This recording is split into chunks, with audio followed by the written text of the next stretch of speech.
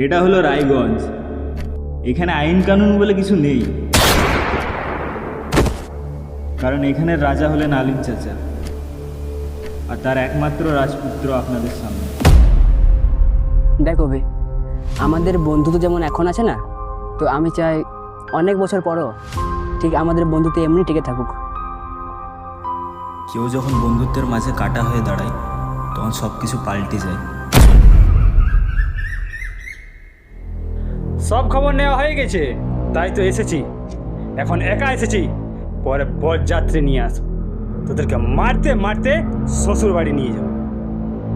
क्यों ने मारा ऑफिसर को? छोड़ क्यों दिया उसको?